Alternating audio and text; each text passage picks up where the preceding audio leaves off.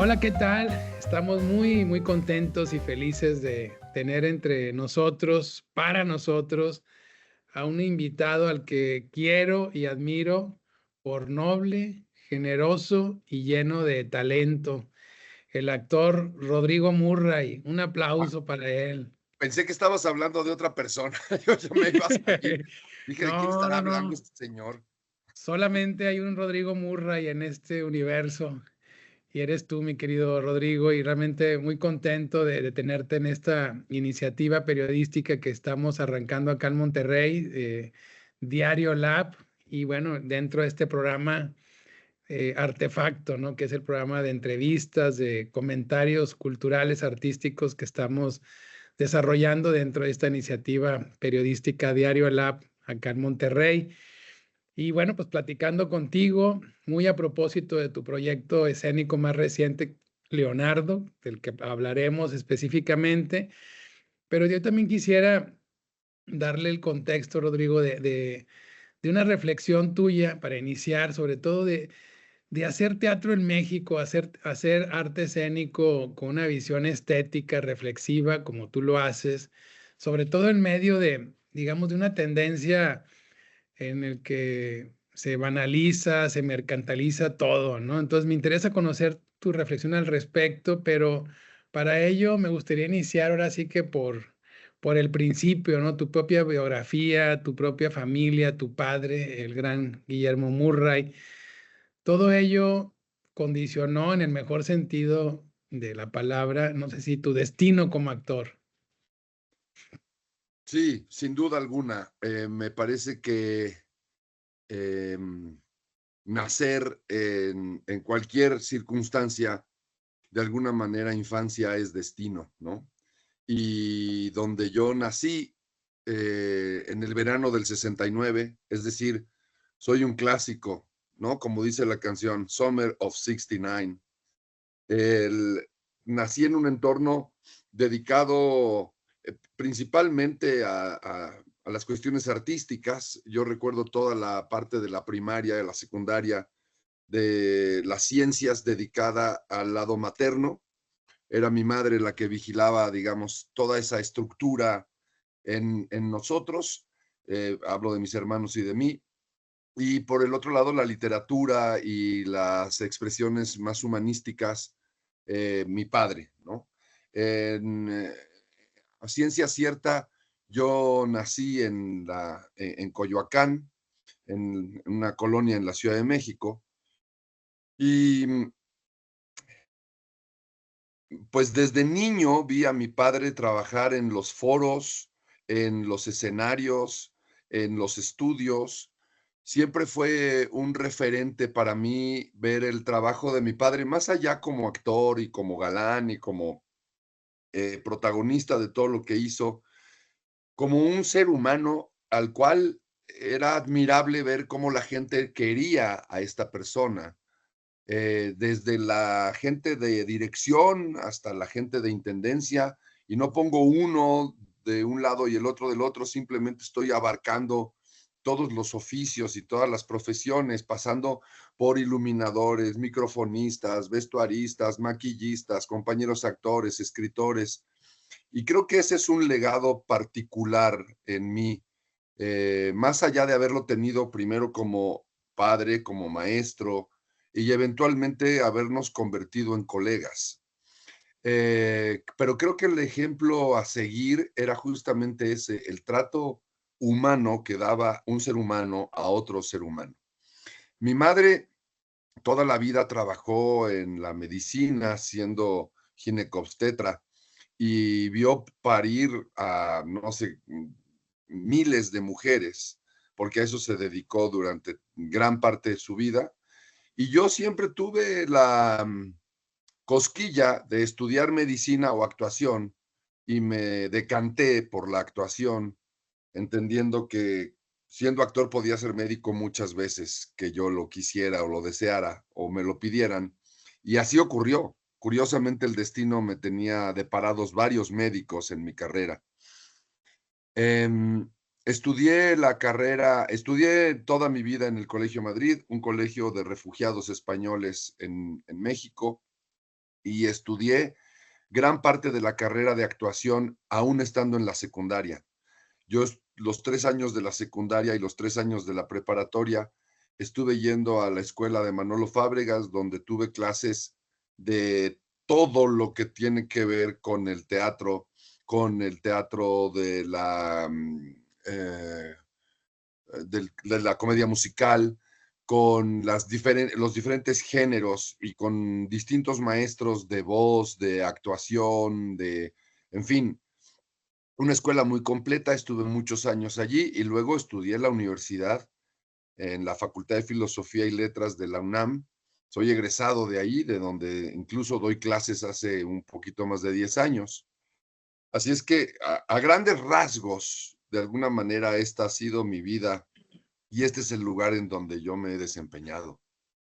Oye, Rodrigo, no obstante, todas estas condiciones favorables hacia el arte, hacia el pensamiento, igual la ciencia, por un lado, por tu madre.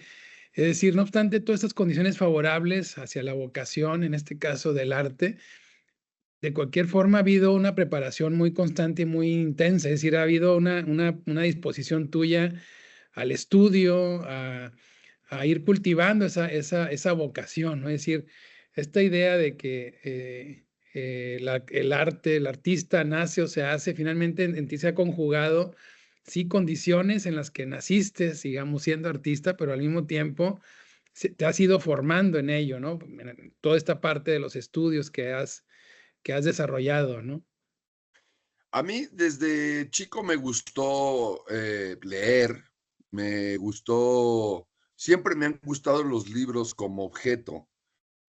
Siempre he tenido una atracción por las bibliotecas. Me fascinan las distintas colecciones aquí tengo varias, sobre, sobre distintas actividades y sobre distintas disciplinas. Me parece que sí, en efecto. Ahora, es una costumbre que yo también adquirí de ver a mi padre y a mi madre siempre con un libro bajo el brazo, siempre. O sea, invariablemente cuando yo me junto el día de hoy con mi madre, que por cierto la vi ayer, me contó la novelita que está leyendo una novelita de Joseph Conrad. Y le dije, pero, ma, pues ha de ser terrible. Y me dijo, sí, es terrible. Y entonces lee cualquier cosa, no cualquier cosa, quiero decir, lee de todo, ¿no? Y siempre, mi madre va a cumplir 90 años y todos los días está leyendo. Entonces, yo ver esa actividad en casa, de alguna manera me llevó a mí a decir, bueno, pues tengo que empezar a abrir libros y a verlos y a leerlos. Y de alguna manera fue un contagio. El mejor ejemplo que puede poner un padre es el mejor como no sé, no es ejemplo, es el mejor consejo que puede dar un padre, es el ejemplo, ¿no? Y entonces creo que mi padre lo hizo bien y mi madre también en ese sentido. Mi padre decía algo muy chistoso. Mi papá decía, padre que da un consejo más que padre es un pendejo. Eso decía mi papá.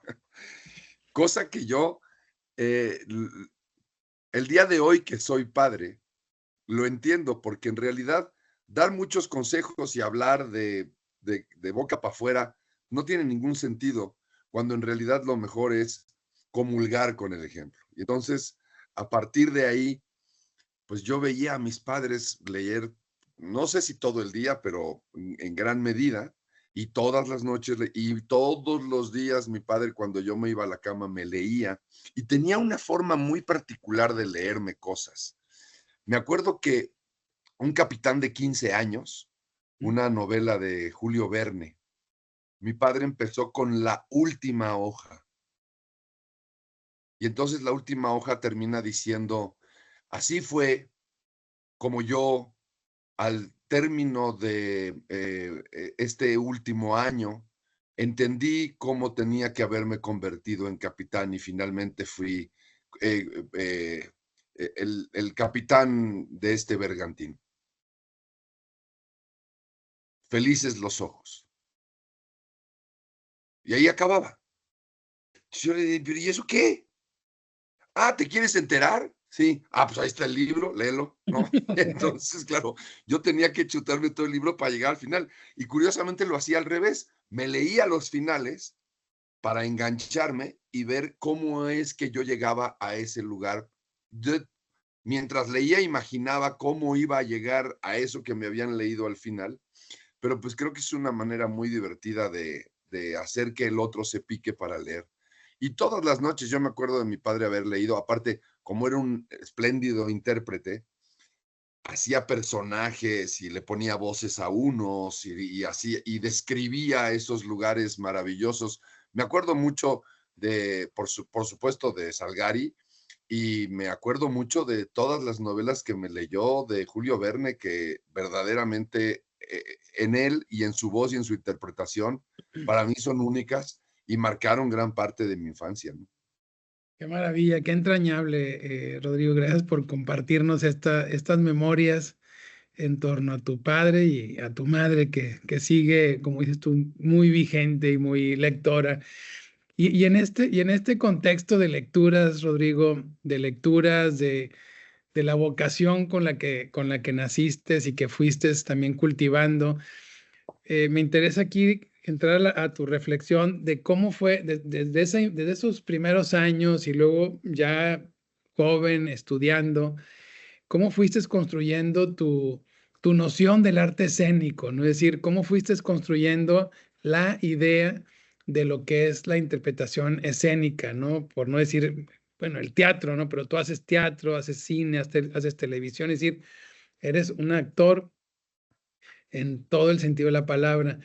Pero aquí me interesa es que nos puedas tú compartir tu visión, tu noción de lo que es la interpretación escénica, ¿no? Y de cuál es la esencia de la interpretación escénica. Y ahorita lo voy a ir ligando a Leonardo, porque en Leonardo ocurre una conexión maravillosa con el público, ¿no? Es decir, Ujú, tú constantemente estás rompiendo esa cuarta pared y yo las tres veces que he visto Leonardo, bueno, vemos cómo esa es una idea que tú tienes de lo que es el teatro, la interpretación escénica, esa gran conexión que se debe de tener con el público, a veces rompiendo la cuarta pared, a veces, no siempre, ¿no? Pero en Leonardo ocurre de una manera extraordinaria, ¿no?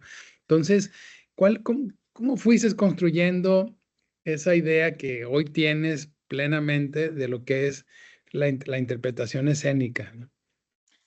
Creo que es una pregunta que yo sigo haciéndome, y todos los días tratar de llegar a la verdad, ¿no?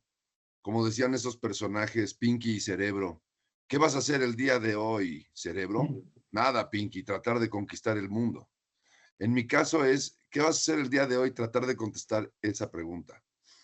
Me parece que hay dos grandes ramas que son las que yo trato de llevar también a las aulas y a los salones de clase en la universidad, porque uno va desarrollando de alguna manera una técnica, pero también hay una parte teórica y hay un entendimiento finalmente del por qué hacemos lo que hacemos. Entonces, yo como actor hago mi trabajo porque me fascina de alguna manera poder entender la vida del otro, Ujú. ponerme en los zapatos de otra persona y ver desde ese lugar esa perspectiva de vida. Entiéndase que es muy seductor de pronto ser un yuppie millonario, exitoso, con mujeres y dinero, pero también es igualmente seductor ser un violador o un asesino o un hombre que le pone el cuerno a su esposa sin que lo sepa y que engaña a diestra y siniestra. Pero también es muy interesante ser simplemente un periodista que está fascinado por su trabajo y que está encaminado a querer descubrir algo en alguna de sus entrevistas. Entonces, creo que gran parte de mi tesis está puesta en que los actores, las actrices, y me refiero a todos los intérpretes, en cierta medida o en el fondo, pero no muy, muy, muy en el fondo, somos muy tímidos. Y a través de una serie de máscaras podemos evitar la timidez y atrevernos a hacer cosas que en la vida diaria no hacemos. La fascinación de poder hacer en otro algo que yo sería incapaz en la vida diaria. Creo que ahí radica una parte de la verdad. Y entonces yo a los muchachos les digo, como me dijo en algún momento mi queridísimo maestro Luis de Tavira, mi gurú, que la representación de hoy será por única vez, por primera vez, como siempre. Es decir, ese es un pensamiento esquizoide. Sí, somos locos, absolutamente. Todo lo que hacemos no existe o existe en un mundo paralelo, en un mundo de ficción, pero al mismo tiempo es profundamente verdadero. Y estoy peleado con los actores que dicen, o con la gente que dice, es que los actores son grandes mentirosos. No, al contrario, somos grandes verdaderos, ¿no? Somos profundamente en serio lo que está ocurriendo ahí es de verdad. Obviamente hay cosas que no pueden ser de verdad, como por ejemplo pues, un disparo y sangre y ese tipo de cosas. No, pero eso está dentro del mundo de la convención. Ahora, lo demás, lo que pasa en el corazón del actor, pues pasa en realidad en el corazón del personaje.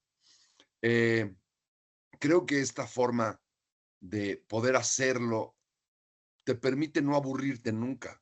Te permite en cada una de las funciones entender otro lado y cada vez entender más.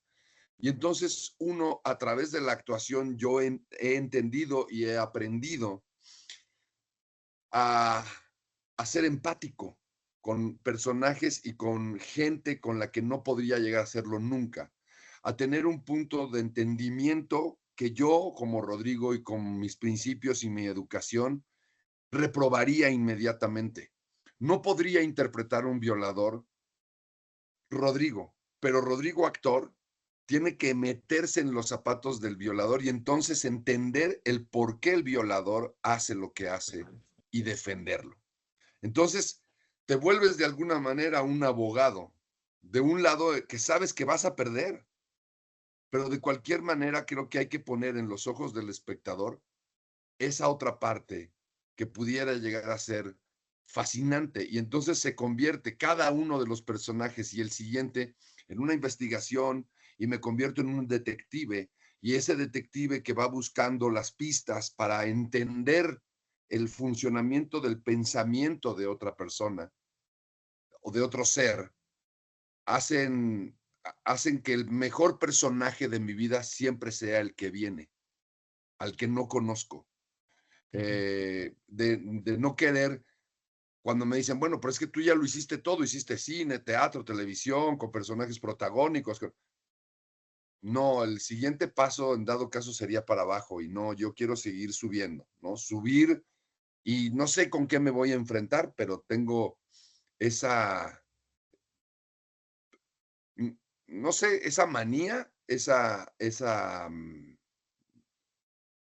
adicción, sin duda alguna, a, a poder encarnar a otro ser que no soy yo. En la Edad Media me hubieran quemado en leña verde porque el único ser capaz de crear a otro ser, pues es Dios, ¿no?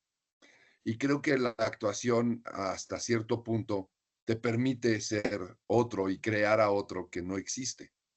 Por eso nos fascina volver a ver Romeo y Julieta con otros actores. Ya conocemos la historia, ya, pero queremos ver esa otra interpretación, queremos entender ese otro pedazo de ese otro actor o esa otra actriz que entendieron otra cosa que los anteriores no habían entendido o que no lo habían manifestado con este que se supone es un arte, ¿no? El arte de la interpretación. Entonces, ¿dónde está y cómo es que se fue construyendo todo esto a lo largo de mi vida? Creo que empezó justamente por ser una duda que no había terminado de entender qué era lo que me fascinaba. Y ahora que lo entiendo, trato de explicarlo y trato de ponerlo a prueba con los alumnos y trato de pasar esa estafeta para que se termine de entender cuál es el proceso y cuál es el trabajo que queremos hacer nosotros.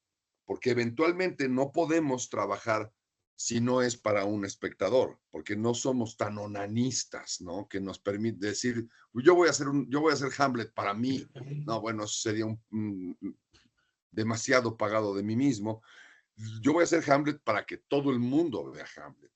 Y que entendamos que en este Hamlet está el pensamiento de ese chico mexicano que va a la universidad el día de hoy. Y es ese mismo pensamiento que se pregunta, ¿soy? Y al mismo tiempo no soy. En todo esto y existo en la medida en la que otro sepa que existo. Y entonces hay un planteamiento filosófico interesantísimo de un chavo de 17 años el día de hoy en la universidad que tiene, o saliendo de la preparatoria, la misma perspectiva que tenía un hombre que nosotros pensamos vivió en el año 1100 después de Cristo, hace 1000 años.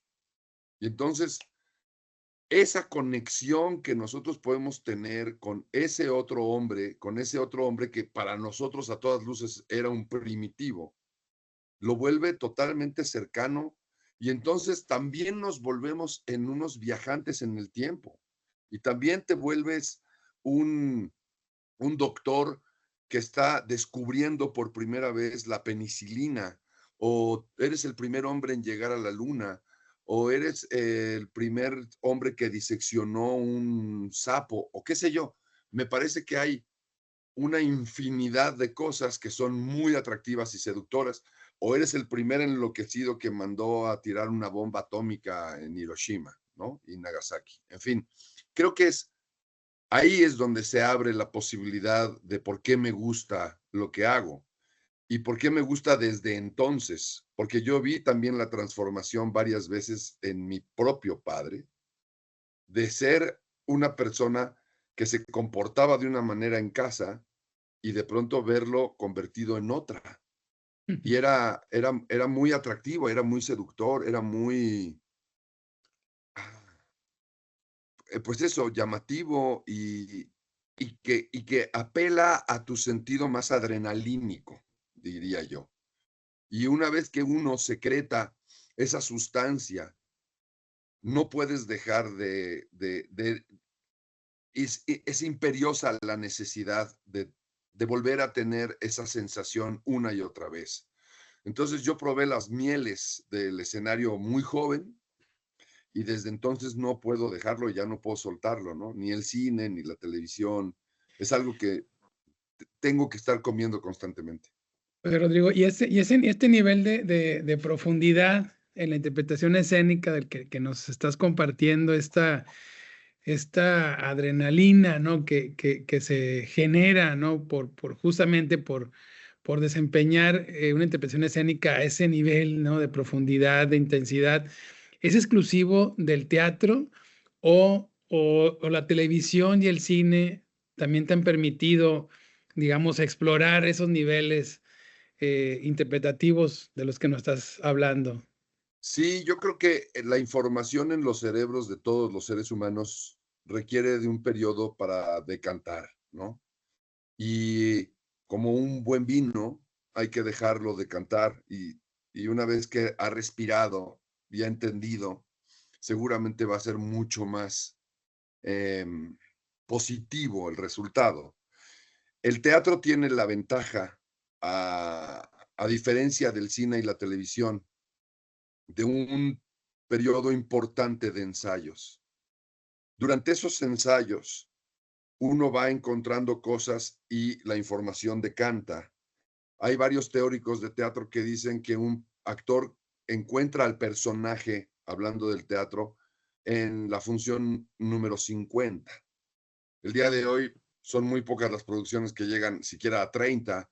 Entonces podríamos pensar que el día de hoy ningún actor encuentra el personaje y sin embargo, creo que sí, comparto la idea de volver a pasarlo y volver a pasarlo y volver a pasarlo y volver a pasarlo, porque como bien dice el maestro Luis de Tavira, es por primera y única vez. Y entonces pareciera que es como esta película de un tocayo de apellido Murray, que se llamaba El Día de la Marmota, que se despierta el mismo día durante varios días consecutivos. Y entonces cada uno de estos días lo va transformando en algo mejor, ¿no? Y ya sabe lo que va a ocurrir y trata de hacerlo. De alguna forma creo que las representaciones teatrales funcionan así. En el caso del cine y la televisión no hay tiempo para crear un personaje, hay que hacerlo todo más o menos como al vapor. Son muy pocas las producciones en el mundo que te permiten en la televisión poder crear un personaje que perdure. En el cine sí, en el cine hay ejemplos. Podría poner en mi caso particularmente el tiempo que tuvimos de trabajo, por ejemplo, con el negro González Iñárritu para cuando hicimos Amores Perros. Tuvimos muchos ensayos, hubo momentos de entendimiento y donde el director hablaba directamente con las fibras sensibles del actor. Entonces creo que esos espacios que son profundamente enriquecedores para la creación del personaje, el día de hoy el mundo lleva mucha prisa y no existen. El teatro por fuerza, porque necesitas memorizar y necesitas detener el tiempo para hacer todo el trazo escénico. El teatro te exige tiempo y ese tiempo es oro para la creación de un personaje. No se puede crear un personaje en 15 minutos. Para tratar de entenderlo y de hacer la investigación del marco histórico, de dónde viene, porque todo el mundo dice, claro, pues es muy fácil actuar, porque pues, con que sepas de dónde vienes y a dónde vas y por qué haces esto, ya está. Sí, exacto, pero hay que saberlo y hay que saberlo bien, a ciencia cierta, de tal suerte que si en algún momento tú le haces una pregunta al personaje, el personaje te la responda y no digas, ah, no, pues no sé. Bueno, eso es fatal.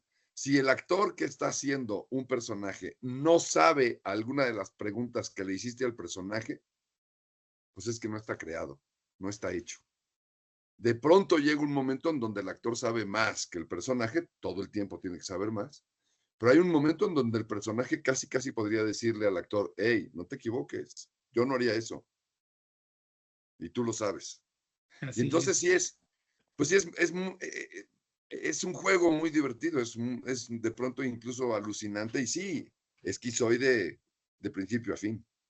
Bueno, ¿y cuál es el nivel del teatro en México? Es decir, en ese sentido en el que estamos hablando, en el que nos estás compartiendo, hay en nuestro país, y tú has mencionado a Tavira, a Iñárritu, es decir, personajes de enorme talento, pero hay en México, digamos, las condiciones para desarrollar un arte escénico al nivel del que nos estás hablando. Es decir, hay un talento, pero no sé si consideres que el contexto, las instituciones, las políticas estén permitiendo que se proyecte ese talento o el talento que existe, ustedes, los artistas, no deben estar supeditados a que si las instituciones, las políticas generen las condiciones para desarrollar un arte escénico a este nivel de profundidad de la que nos estás hablando.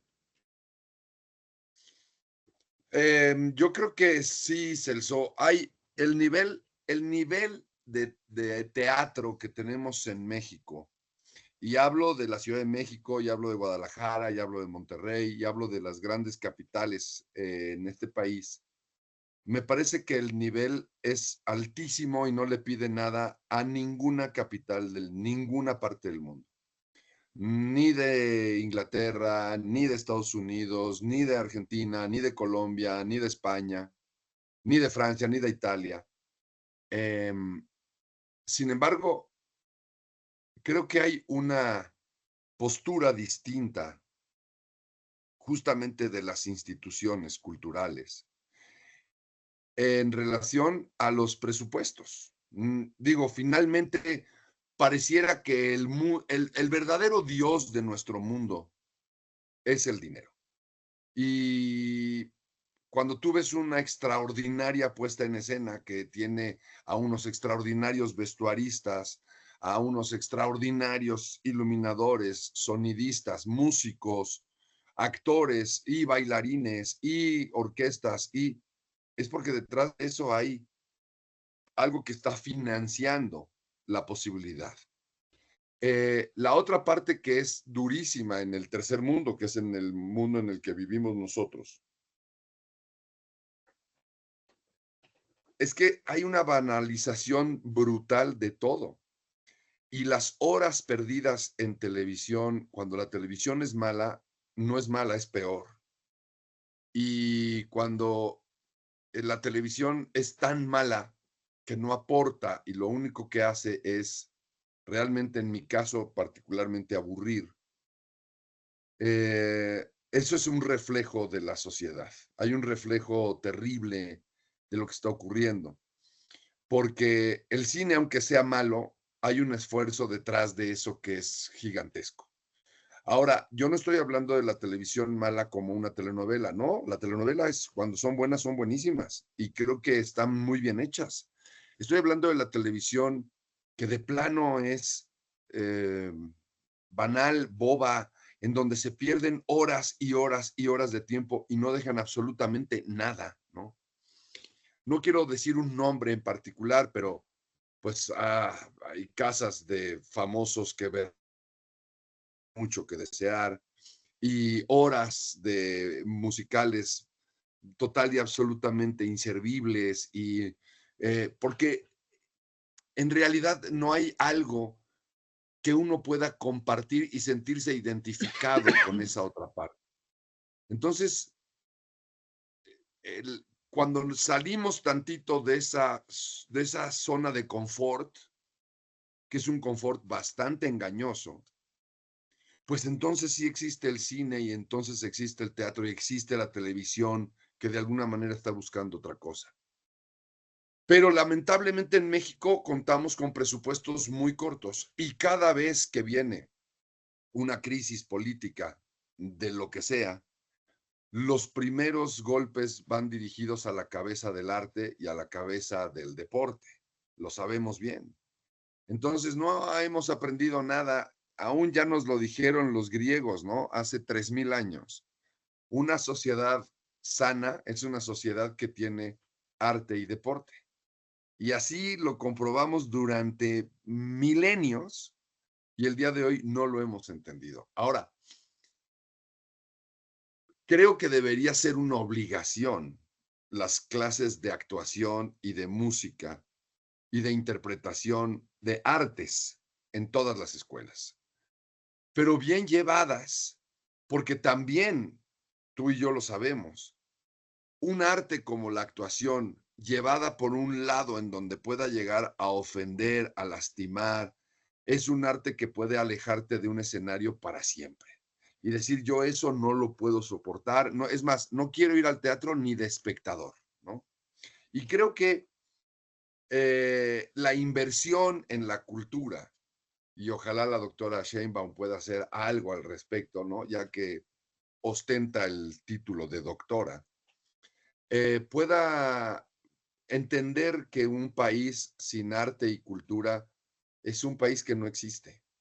Un país en donde los chicos están metidos en un teléfono celular, jugando o chateando con faltas de ortografía y están horas metidos en un teléfono inteligente, pues es un país que está destinado al cadalso.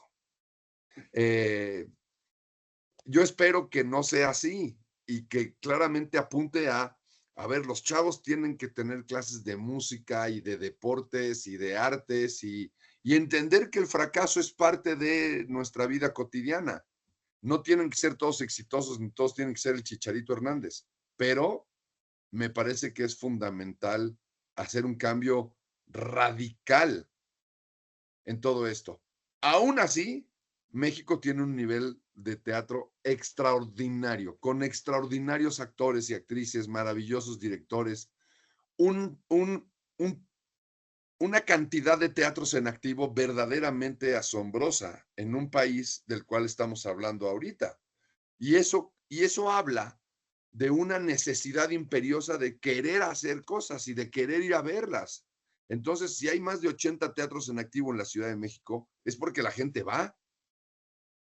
Y entonces la gente está como pidiendo a gritos justamente que existan esos islotes en medio de este mar tempestuoso que es el siglo XXI. No, así es, Rodrigo. Y esto que nos comentas está precisamente en Leonardo, ¿no? Es decir, una puesta en escena llena de talento, de historia en sí misma, porque es un proyecto que a ti te ha costado mucho tiempo, ¿no? Y esfuerzo. Y yo quisiera que habláramos de ello. Y también tú has tocado el tema, es decir, cómo las generaciones actuales tienen que entender que las dificultades o el fracaso pues forma parte de la vida misma, ¿no? Y que tenemos que asumirlo como un instrumento precisamente de experiencia y de elección para seguir adelante. Y eso también está en Leonardo, ¿no? Cuéntanos, por favor, cómo surgió esta puesta en escena, esta idea de llevar al teatro de la manera en que lo has hecho, la vida de Leonardo, ¿no? Sobre todo poniendo el acento en esas circunstancias de Leonardo que lo hicieron fracasar y bueno, y ser el genio renacentista que está en la historia, ¿no? Qué curioso que empezamos a hablar justamente de toda la herencia que yo puedo adquirir, que no es económica ni tampoco de ladrillos que me deja mi padre o que me dejó mi padre y que puedo compartir el día de hoy también con mi madre. Pero curiosamente, mi papá es el que me presenta a Leonardo. Yo tendría un poquito más de una decena de años y me sentó en la mesa para presentarme a un amigo suyo que se llama Leonardo da Vinci y otro amigo suyo que se llama Jesús y otro amigo suyo que se llama Giordano Bruno. Y entonces, claro, pues este era un juego entre pues, medio macabro, ¿no? Porque es un hombre hablando con tres fantasmas y su hijo. Entonces era una cosa ahí medio extraña, pero era claramente un juego en donde él quería enseñarme el valor profundo de estos tres seres humanos, el valor profundo del entendimiento de su entorno y de querer hacer mejor su vida, y que justamente por eso fueron señalados y acusados y vilipendiados. En el caso de Giordano Bruno, quemado en leña verde. En el caso de Jesús, crucificado. Y en el caso de Leonardo, que es el que se salva de los tres, poco entendido. Entonces, mi padre me enseña a Leonardo no como el genio al que conocemos, sino como un ser humano que se equivocó, como un ser humano que también respiraba y que caminaba por las calles como casi todos nosotros, y que iba al baño y que comía y que lloraba y que amó. Entonces, yo me quedé desde entonces muy clavado con la figura de Leonardo. Me gustaban sus diseños, por supuesto, de niño ver las máquinas de volar y todos los inventos que hacía con las maquinarias extraordinarias de ingeniería y los dibujos sobre aves, peces, animales, caballos, los estudios de anatomía, los de urbanismo. Y cuando descubro en esta gigantesca investigación a profundidad de Leonardo, que aquí tengo una biblioteca entera de libros de Leonardo, cuando descubro sus diseños de escenografías, vestuarios y máscaras porque le gustaba el teatro, me rompió la cabeza. En ese momento me voló la cabeza y dije, yo tengo que hacer algo porque es una especie de señal, ¿no? Y entonces estas señales a las cuales yo no estoy acostumbrado y que tampoco estoy con la puerta cerrada por completo, pero tampoco está abierta de par en par.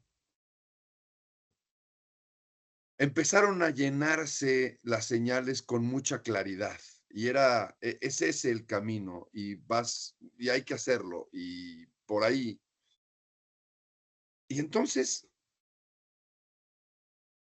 de pronto Leonardo se convierte en un amigo entrañable que está a mi lado y a veces como hasta dándome consejos.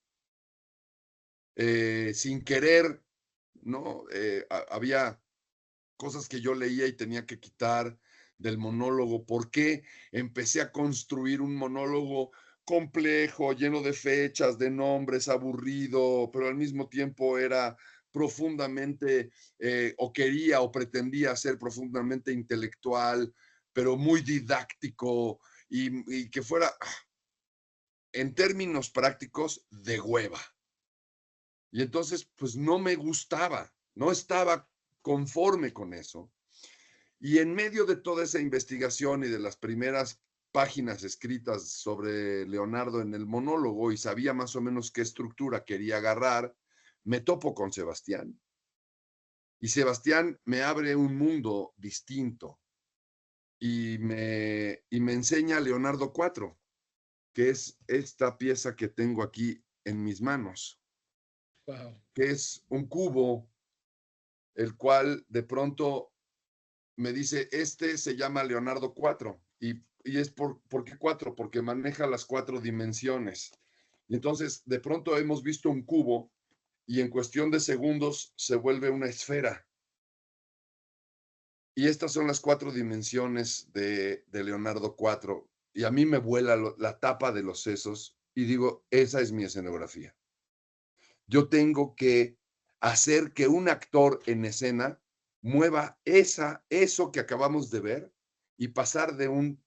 Yo no sabía que iba a ser de un tiempo y pasar de un tiempo a otro tiempo, como lo hice, y aquí está la Mona Lisa con la cual, y este es el caballo, el famoso caballo de Ludovico Sforza. En fin, y Y decir a los entonces, amigos que la escenografía es una pieza, esa es a una escala monumental, ¿no? De casi 3 metros, ¿no?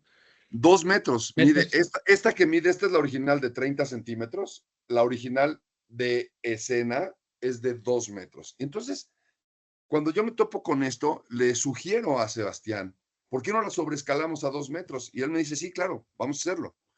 Él quería ver también su pieza trabajando en un escenario así como tú la has visto y como yo la veo prácticamente todas las veces que hago la función y que me sigue maravillando.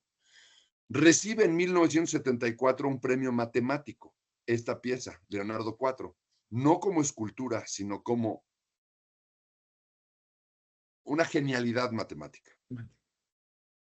Eh, y entonces me cuenta, entre otras cosas, que un matemático de la época de Leonardo, llamado Luca Pacioli, le pide a Leonardo, porque era muy mal dibujante, era un buen matemático, pero era un mal dibujante, Ujú. que por favor le dibuje los 5 sólidos platónicos, entre los que están una pirámide, una esfera, evidentemente el cubo, para su libro matemático. Y es Leonardo quien pinta estos sólidos y el cubo que pinta Leonardo en el cuaderno de Luca Pacioli, un matemático de principios de 1500, es exactamente igual que este. Mm. Entonces, era otra señal, era una cosa de ahí te va y ahí estás de alguna manera pensando que hay una serie de motivos en el destino que me permiten a mí seguir caminando con Leonardo. Finalmente estrené la obra y antes del estreno, tenía que meter a Sebastián en el discurso. Tenía que dar una explicación al espectador de qué es esta pieza, cómo es que surge, de dónde viene, por qué Sebastián es tan importante en este montaje. Y entonces transformo por completo el monólogo y lo vuelvo una comedia histórica, en donde me parece que es mucho más fácil la entrada con el espectador y me apoyo en 3 grandes fracasos de Leonardo para que sea una cosa en donde nos identificamos. Yo no me identifico con la Mona Lisa o con la máquina de volar, me identifico con el fracaso. No me identifico con el genio, no soy genio, ni pretendo serlo, pero sí soy un fracasado y volveré a fracasar. Y entonces eso me humaniza y me empatiza con Leonardo y con Sebastián y con Rodrigo. Y entonces estoy hablando de todos nosotros y se vuelve un tema universal y entonces se vuelve una constante humana que el público agradece. De alguna manera así es como surge el monólogo. Y el día de hoy anoche, justamente anoche, hice la función número 89. Ay, Es decir, wow. después los teóricos que dicen que yo podría encontrar el personaje después de la función 50, creo que ya lo entendí. Ya, sí, sí, sí, sí, sí. Y seguiré el próximo año haciéndolo. Es cuando empecé a escribir el monólogo al día de hoy, pues han pasado 17 años. Y a lo largo de estos 17 años he tenido la suerte de poder ir a ver los lugares donde vivió Leonardo y comprarme cosas tan hermosas como esto. Déjame Sí. enseñarte A ver, este libro, que es un libro que no necesita mucha introducción y es de Leonardo, pero es un hermosísimo pop-up. oh, qué belleza, Y ahí tienes la anunciación, qué se ve bello. la anunciación. Y luego tienes, pues, uno de los diseños de la máquina de volar. Y es una belleza de libro. Es de las cosas que me he encontrado. Y aquí Es- tienes, las, que las, sí, esta edición de dónde es, pantalla. Rodrigo? Esta edición, ¿es edición italiana? ¿Dónde es? Es una edición italiana, sí, que Para en ver, conmemoración a los 500 años. Ve qué belleza el hombre de Vitruvio. qué Una hermoso, maravilla, una hermoso. maravilla. Sí. Y entonces tengo aquí, pues, los diseños de urbanismo y tengo aquí, este es el famoso caballo de Ludovico Sforza. Así va a ser, imagínate esto de 60 toneladas de bronce. Y tengo un regalo aquí muy especial de un caballo de bronce, también hecho por Leonardo. Wow. Este sí es de verdad, este sí pesa y todo. Lástima que no lo firmó. No, y me he vuelto un amigo de Leonardo. Entre otras cosas, Leonardo eh, fue socio de Sandro Botticelli en un restaurante en Florencia. Sí. Eh, Le gustaba la cocina, le gustaba el bien, vestirse bien, le gustaba comer con elegancia en la mesa. Detestaba a la gente que comía estos grandes ricos y esta gente de la corte que comía en grandes salones y los salones estaban llenos de conejos. Entonces agarraban los conejos y se limpiaban con los conejos y tiraban a los conejos y estaban vivos. Entonces, de pronto yo veo un mundo tan lejano como en 1500, ¿no? Finales de 1400, 1500, con tantas similitudes el día de hoy y con tantas cosas que tenemos que hablar de eso y cómo sentirnos identificados, que me fascina poder hacer este monólogo cada noche que lo hago, estoy realmente contento y muy, muy emocionado. Y como dices tú también, con el texto de Leonardo también es maravilloso porque está en estos planos en los que un actor es el que está ensayando y preparándose para representar a Leonardo, ¿no? Y con ese paralelismo también del fracaso, ¿no? Es Un decir, actor, así es. Sí, creo que ese es parte del encanto. Cuando tú le hablas a un espectador o cuando tú hablas con un ser humano y de lo que estás hablando es como si hablara él mismo, ese es el teatro que a mí me gusta ver, ¿no? El teatro donde yo estoy siendo representado en escena. ¿Qué haría yo en ese lugar? Y entonces, pues vienen las catarsis, ¿no? Para bien o para mal. Y entonces te entiendes. Y entenderse a uno mismo es muy difícil.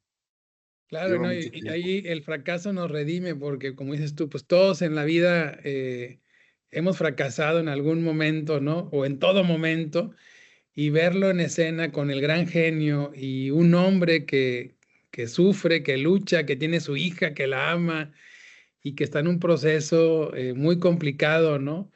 Pues nos vemos en ese espejo todos de alguna manera, ¿no? Sí, y eso a cada uno de los espectadores le permite a la distancia entender que se puede mejorar y que no, nada es para siempre, ¿no? Como dicen los budistas, nada es para siempre, nada es permanente.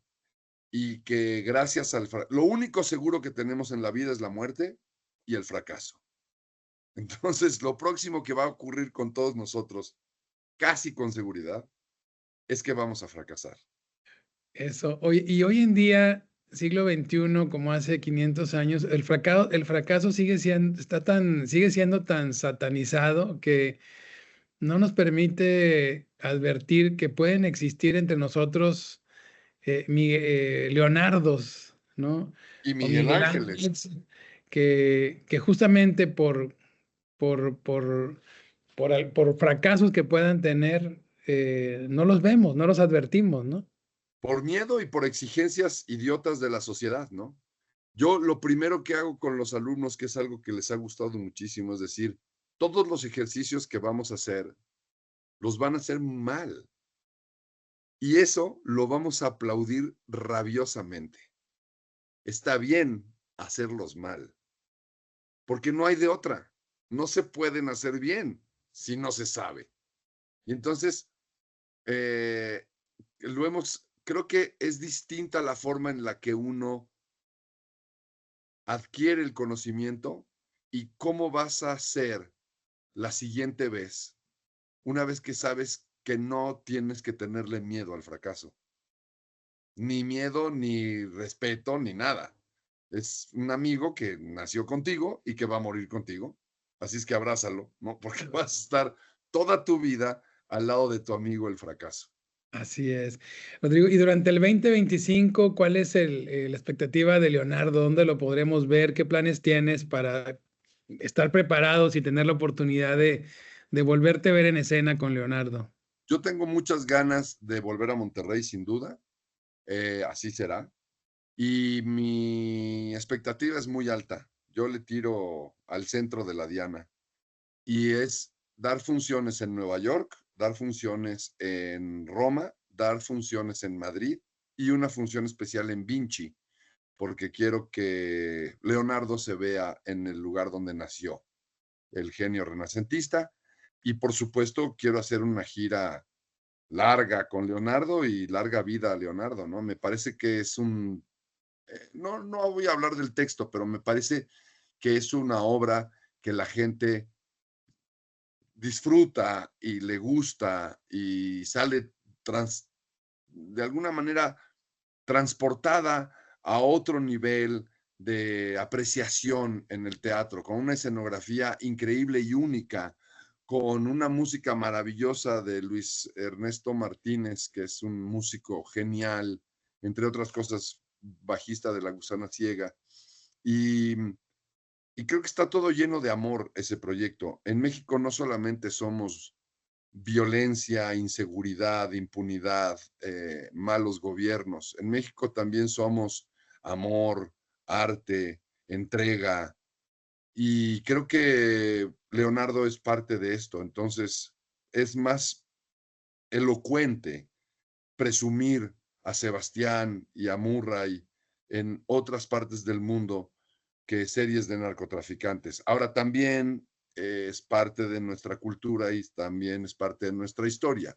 Pero creo que si México tiene algo que presumir, está justamente en este tipo de actividades y de acciones. En la medida en la que le apostemos a eso, vamos a tener una mejor nación. Es muy difícil que alguien con un libro en las manos se ocupe de drogas o armas. Un libro en las manos es un arma mucho más poderosa y creo que es algo que no se ha podido entender.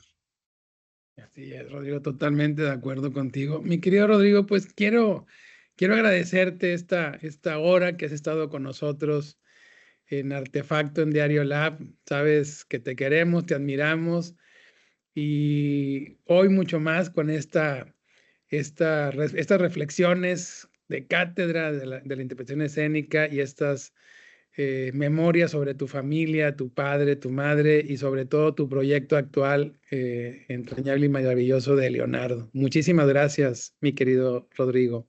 Al contrario, es un placer siempre platicar con alguien como tú, preocupado por la cultura y por los libros y por la forma de llevar la sensibilidad, no solamente en persona, sino también tratar de transmitirla, generarla y contagiar a otros de este mismo lugar que de alguna manera nos hace sentir bien a todos.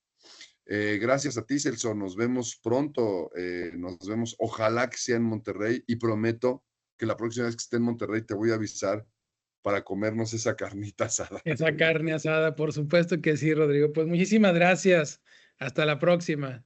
Muchas gracias por acompañarnos en esta emisión de Artefacto en Diario Lab. Quiero agradecer el apoyo y el patrocinio de nuestros amigos de la librería La Mexicana para la realización de este programa. Hasta la próxima.